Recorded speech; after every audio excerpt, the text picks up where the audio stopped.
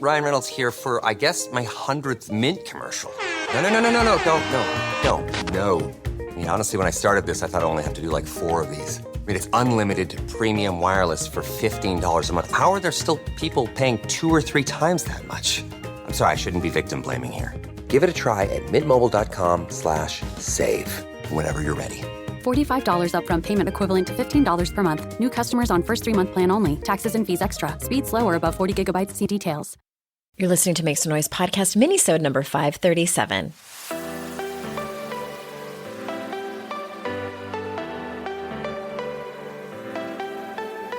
Welcome to Make Some Noise podcast, your guide for strategies, tools, and insight to empower yourself.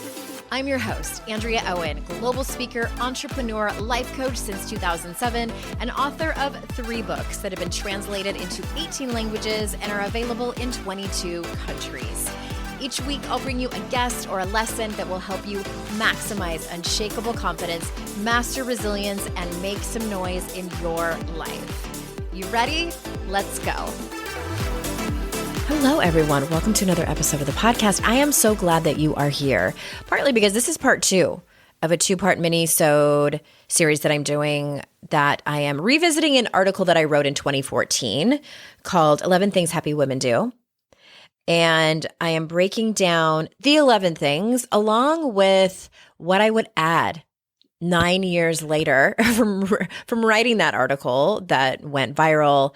Apparently, it really struck a chord with people, which I'm glad about. But there are so many things I would go back and add into these 11 things. And I talked about this in the last episode, but if you're listening to this part for the first time, it's fine if you are. But I do suggest that you go back and listen to the other episode, which is number 533, part 1 of 11 Happy Things Women Do, is that one of the things I'm not a fan of in the personal development industry is the miniaturization of these pieces of wisdom, advice. We've made them bite-sized so that they can easier fit on a meme for Instagram or Pinterest or even in articles. And it really condenses down such a complex and nuanced topic. And it just hurts my heart. So I wanted to come over here and talk about it, not just that, but go into more detail about these really important topics that I listed out in this article. So today we're doing the last 6. The last time I did 1 through 5. Now we're doing 6 through 11. And before we jump in, I do want to let you know that I am taking applications for one-on-one coaching for this coming fall. If you're listening to this in real time, it's summer 2023. And I have some openings for the fall. I'll be finishing up with some clients that I've been working with and would love to see if you and I are a great fit, whether you are going through some kind of transition, whether there is something on your to-do list, dreams list, bucket list, any list that you want to accomplish and you're feeling stuck about it. Maybe you need to learn how to have hard conversations. Really anything that you feel stuck around, whether it's fear that's holding you back or anything else. Head on over to AndreaOwen.com/coaching, or if you just want to apply, AndreaOwen.com/apply. And from there, we will let you know what the next steps are to see if you and I could possibly make some magic together as coach-client. All right. So let's jump into, I will call them 1 through 6, just for sake of me not being able to, get confused. So I won't get confused about the numbering system.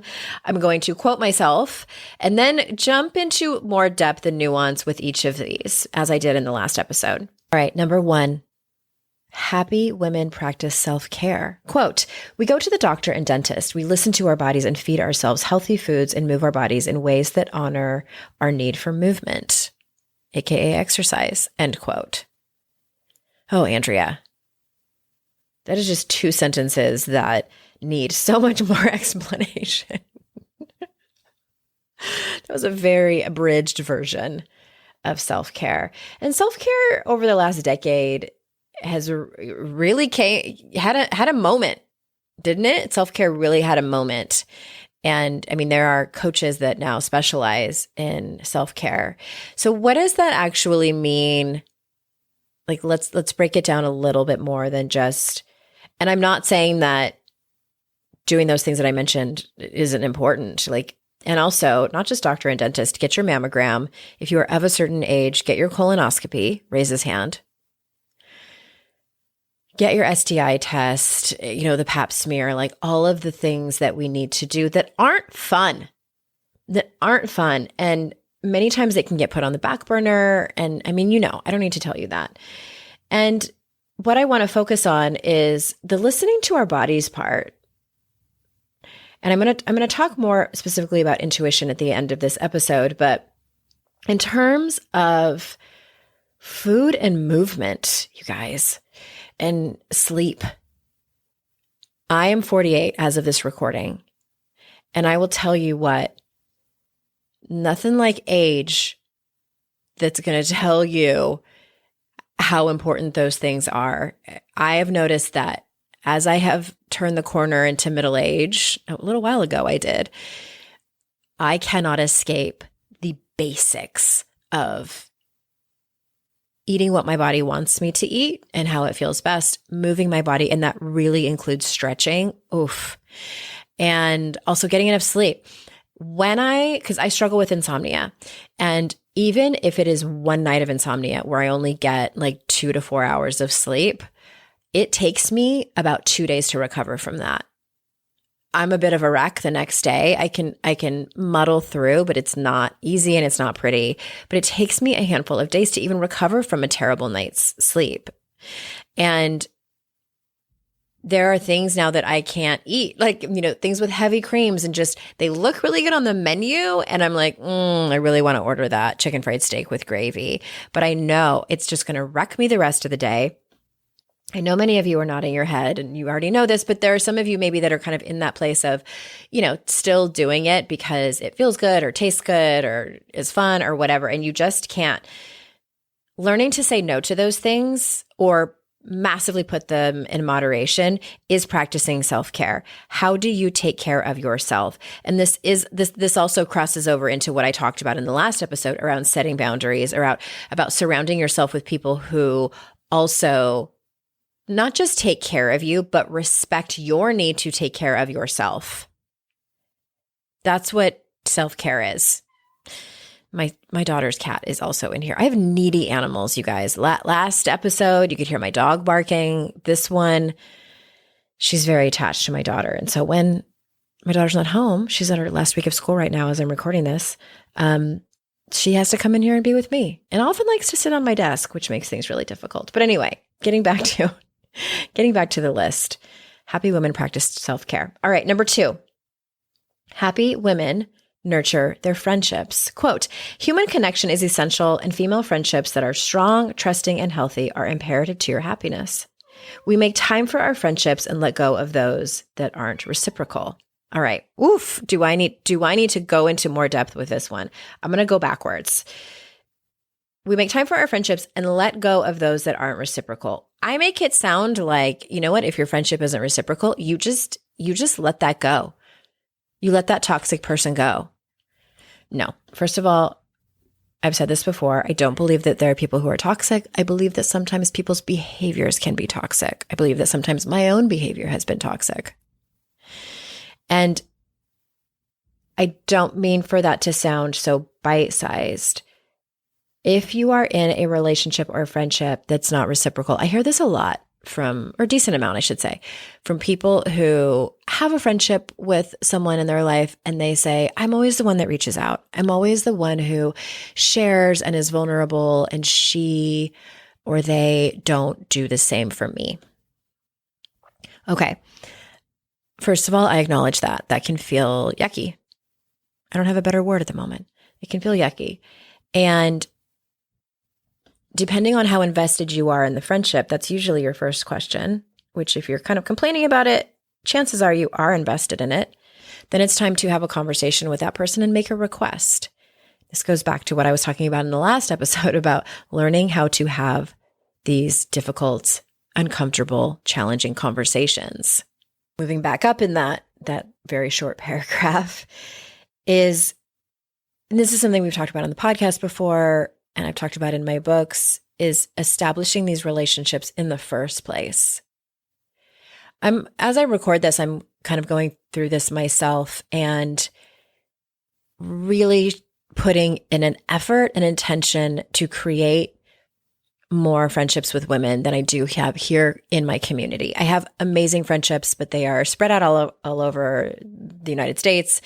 And I'm looking for women, I'm accepting applications, if you will, for friendships here that are around me. And instead of going out there and trying to find brand new ones, what I have done is I've selected a handful of women who I've had good interactions with, and I'm fairly sure that we have similar interests and values. And then I'm going to reach out to them and say, "Hey, do you want to grab a cup of coffee?" I'm actually having coffee with someone today as I record, or actually we're having lunch with someone today whom I've only met on like a school, our kids go to the same school, PTA type of thing.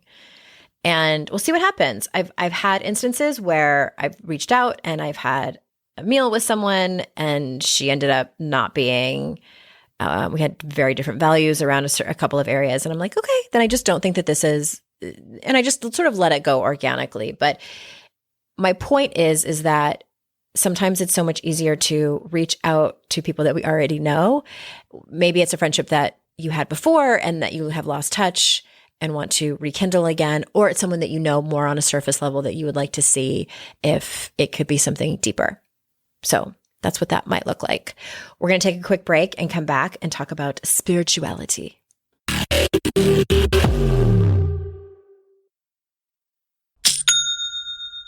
Shopify's already taken the cash register online, helping millions sell billions around the world. But did you know that Shopify can do the same thing at your retail store? Give your point of sale system a serious upgrade with Shopify. With Shopify, you get a powerhouse selling partner that effortlessly unites your in-person and online sales into one source of truth. Track every sale across your business in one place and know exactly what's in stock.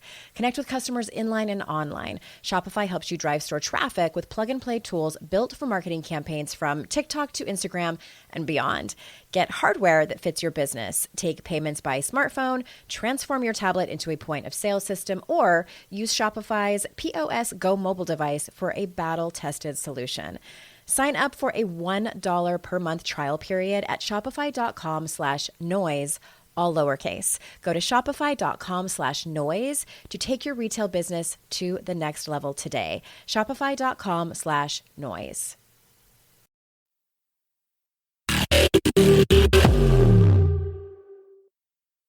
All right, number 3 of 6. Happy women connect spiritually. Quote, whether it's going to church, connecting in nature, doing yoga, or meditating, prayer, or whatever it is that helps you connect to the spirit inside of you. That spirit that represents the larger universe that you can express gratitude for and ask for guidance. Okay, I'm not going to shit on this one too much. I don't think I did too terribly with this one in particular. But what I do want to say more of is that we as a society and a culture like to think our way through things. We like to intellectualize not only our feelings, but our personalities, our circumstances, each situation we're in. We like to put labels on things and put things in boxes. It makes our brains happy to be able to do that. We tend to not like open loops and uncertainty. It feels way too risky. So I just want to say I acknowledge that and understand that we tend to do that. And there are many people that say we are spiritual beings having a human experience. Like, you know, I definitely agree with that. And I am also someone who likes to intellectualize things and break things apart. And at the end of the day, where I have felt the most powerful, not just from a general perspective, but the most powerful in my decisions, the most powerful in who I am as a woman, the most powerful in who I am in all the roles in my life, it is when I have consistently and intentionally created space for my own spirituality. And I feel like we need a new word for it because the connotation can have a lot of weight to it, and there's some dogma that surrounds it, and we'd like to place that into a box of organized religion, and it's really not. It's about finding the truth inside of you. And if it feels good to you, It's also about finding something outside of you that is bigger than you, that you cannot touch, but you understand fundamentally the power that it has in being your guide, in being your North Star, in being the thing that helps you when you feel lost. Because my God, don't we all feel so incredibly lost many times in our lives? It's fairly frequent over here. I don't know about you guys, but I feel lost a lot. And the farther I am away from any kind of practice of spirituality, and when I say practice of spirituality, for me, there have been times in my life where I have meditated fairly regularly or I have journaled fairly regularly. But what it looks like, honestly, for me is going on walks and getting quiet with just myself, doing some form of prayer where I genuinely talk to myself and ask my guides and angels for whatever it is that I think I need in the moment. And a lot of times I don't know what I need. Like, I think I know what I need, but I ask them, like, give me whatever it is that I need. I don't know if it's patience. I don't know if it's comfort. I don't know if it's ease or knowledge or wisdom or clarity or whatever it is. They know, and they typically hand it over.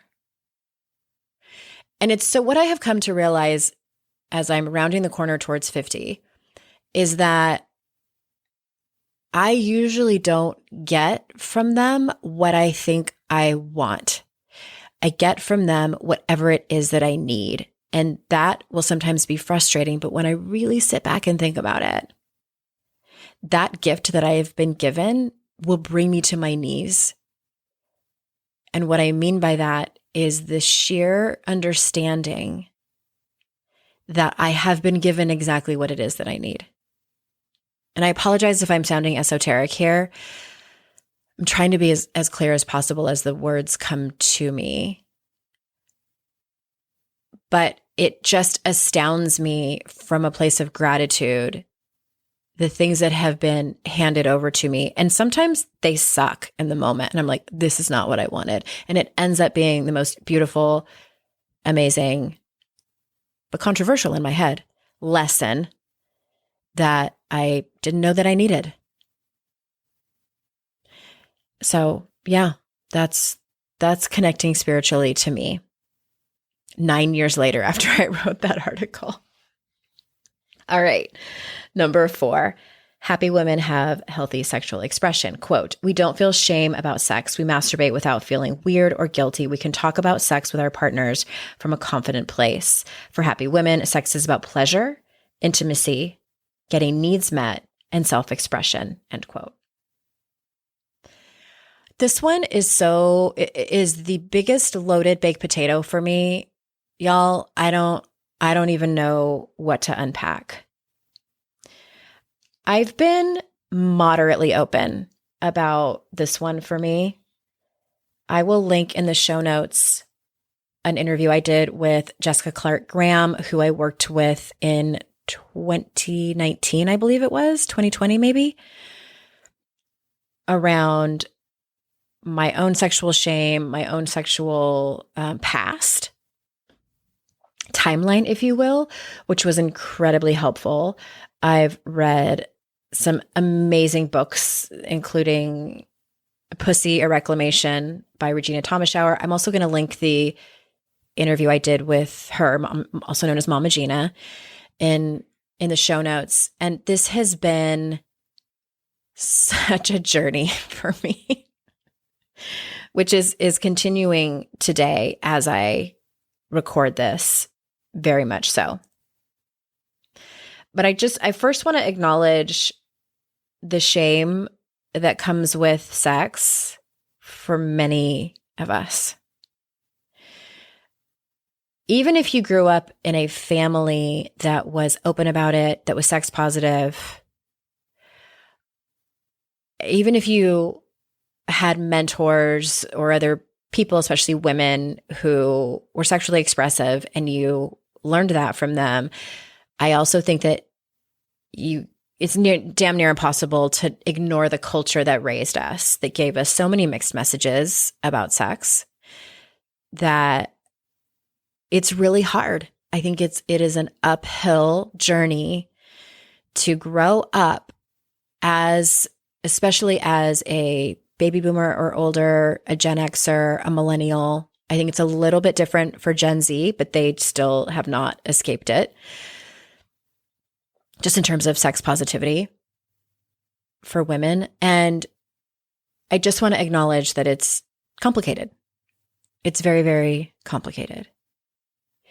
And I also, from a place of someone who waited a long time to really start to dig in, and I also really thought I was okay. I need to give myself some grace, because I really thought that like I'm okay. Like I love sex, and I'm not afraid to say that out loud. That is a very different thing for me being able to say that to you into a microphone than being in bed with someone and stuff is happening in my mind and then in my body, and then my throat chakra gets all fucked up and clogged. And then I'm like, what's wrong? Just, do you know? If you know, you know. If you know, you know. Fuck. No pun intended with that word. However, there's definitely, and I don't mean to be vague and sort of like dangle a carrot, but there's definitely going to be more about that topic from me. 2023 has been, I had to actually pause the recording and come back, because I'm like, what word am I going to use to describe how 2023 has been for me in terms of my work around sex and my sexuality and sexual expression? Wild. That's that. I think that word encompasses what I'm going through in more ways than one. So I look to women like Regina Thomashower, like Layla Martin. I would love to have her on my podcast. I'll link to her work in the show notes. She's someone I follow online. There's also some really amazing Black women who are sex educators who are fantastic that I follow. And also even musicians like Madonna, who I have grown up seeing, who have paved the way, and I'm leaning into that. So that's all I'm going to say about that. A little tangent there. All right. Number 5 of 6. Happy women listen to their intuition. Quote, we hear that whisper or feeling we have about something or someone, and we acknowledge it. Personally, there are still times when I don't act on it until much later, but I always know it's there. End quote. We're going to take a quick ad break, our last one, and I'm going to come back and say more about that. You know, when you're listening to a song on the radio and you get the profound feeling that the song playing was written about you? Now imagine having the power to gift that same incredible feeling to someone you love with an original song from Songfinch that actually is written just for them. Songfinch lets you create an original radio quality song inspired by your own life and the people you love. It's completely unique, personal, and lasts forever. Whether your song is for Father's Day, an upcoming graduation, wedding, or anniversary, or even just a gift to show your loved one how much you care, start your song now to lock in one of Songfinch's top artists.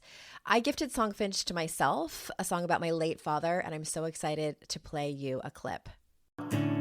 Flipping through the slides of learning how to live and how to love, and coming undone a father, daughters without, so she writes it down. One of my clients heard about Songfinch from this podcast, and so she had a song created for her son who is graduating, and she told me that they both cried when she played it for him and that it exceeded her expectations.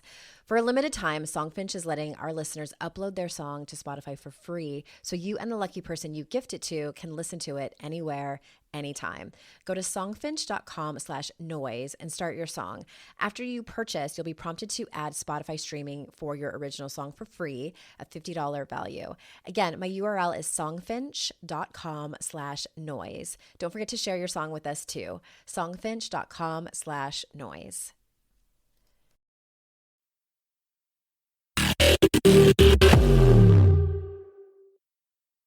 the thing that I want to start with as I'm talking about intuition is I also think it's imperative to forgive ourselves, do our best to forgive ourselves for times we have ignored our intuition. I don't know about you, but I have some pretty significant circumstances in my life, terrible ones, I should say, that ended up being bad, relationships more specifically, where I ignored my intuition about it. There's been several where I've ignored my intuition and made excuses for the other person, made excuses for the reason that I was not walking away, et cetera, et cetera. And then we can walk away from that, even when we're on the other side of it, and feel ashamed and beat ourselves up for not doing better. You know that quote, like, when we know better, we do better? Not always. I love you, Maya Angelou, with my whole heart. And also, there's been many times in my life where I knew better and I did not do better. And having interviewed so many therapists on this show, what I have come to understand, which has been incredibly helpful, is that a lot of times our nervous system is actually in charge. Our nervous system gets so turned, so turned on, so turned up, that's where our decisions come from. Like, our intellectual mind can be like, this is bad. I should probably walk away from this relationship. I should probably not go on a second date with this person. I should probably not allow this person to treat me the way that they do. And for some reason, we keep making these decisions that we know aren't great for us, hoping for another outcome. That has a lot to do with our nervous system and not our intellect and not our decision-making place. Understanding that has fundamentally changed how I talk to myself, the perspective that I stay in, the compassion and grace that I give myself for not listening to my intuition. And I hope that you can do the same. So I do think that we cannot have the conversation about listening to our intuition without also talking about that. You don't get to a certain age and like completely come out unscathed from that perspective of having moments of totally ignoring your intuition. I like to say, like, we screen the calls of our intuition, you know? We see it come up on our phone and we're like, I'm not going to answer that. I'm going to send it straight to voicemail. Just like have like 10 notifications on your voicemail app. Just pretend they're not there. Yeah. You're all right. You're normal human being having a normal human being experience. Okay. I love you for that. I love you for that. It just means that you are breathing. Just means that you're breathing. All right. Yeah. And then from there, just do your best. Just do your best to listen to your intuition. Honestly, age has been the only thing that's been helpful. And it's not perfect. It's not a perfect science, but I'm so much better now to be able to, so much easier to be able to walk away from things early on before I get too attached emotionally to a person or to a situation or to a made up future of whatever the situation is that I have created, a made up story, because we get attached to those as well. That makes it harder to walk away from things. Okay, that's all I'm going to say about intuition. And the last one, number 6, happy women express themselves creatively. Quote, we make time for whatever it is creatively that lights us up. It might be painting, acting, dance, writing, scrapbooking, designing, anything that fulfills that need. End quote. My gosh, this can be singing. This can be, taking apart an engine and putting it together. I don't want to stereotype of like what quote unquote women's creative endeavors are, but there are so many different ways to be creative, like creating something. In the work that I facilitate around Daring Way / Daring Greatly, Brene Brown's research and methodology, there's a creative project involved, and it's towards the end of the entire program. And they say in the instructions, it says there are not creative people and non-creative people. We're all creative, but some people choose to just not use it. And I also want to add to that, like, often to no fault of their own, they either have like some kind of creative trauma where some jerk art teacher told them they were terrible and they should never draw again, or they should never write poetry again. They'll never be a good singer or whatever it is. And we carry some shame around it. Or maybe it was not of value in your house. Maybe you grew up hearing, starving artist and don't ever get an art degree, or they made fun of people with art degrees or whatever it is. But we have hangups around art and creativity. We absolutely do. I love Elizabeth Gilbert's work for working on that. And just creativity is in all of us. It's absolutely in all of us.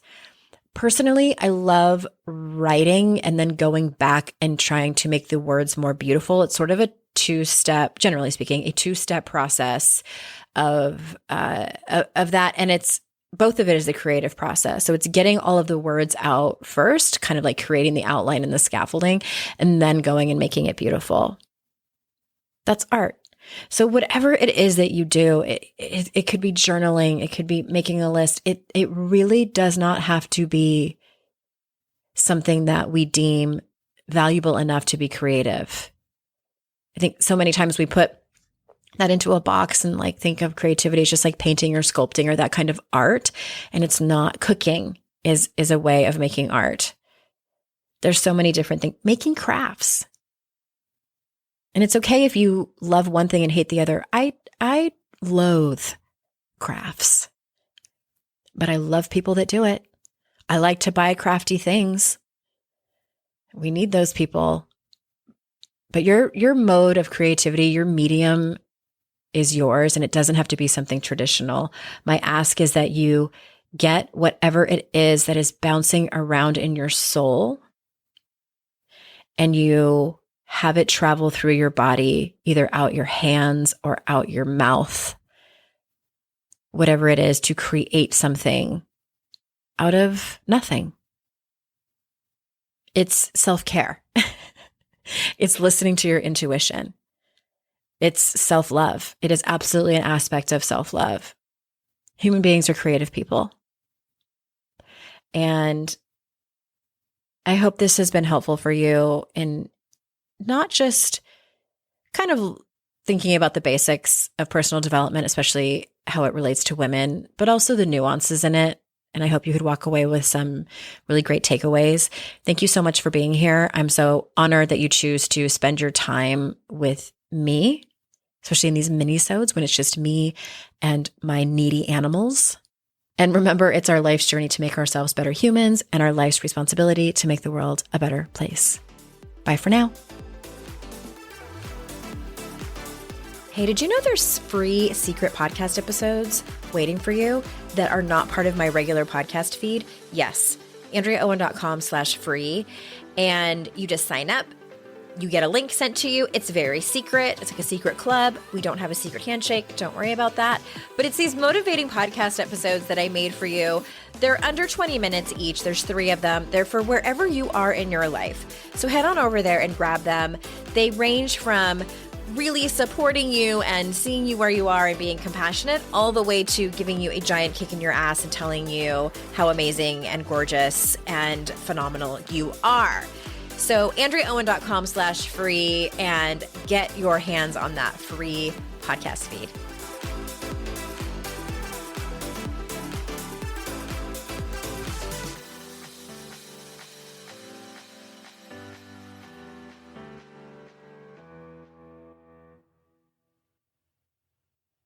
I'd like to introduce you to the Minimalist Moms podcast. It's hard enough being a mom, and the last thing you need is stress from too much stuff and an overcrowded schedule. For too long, I lived with the mindset that bigger was better, and the more I added to my life, instead of feeling better, I felt overwhelmed. It was time for a radical new mindset. Less is more. I'm not into extremes. I didn't throw everything away.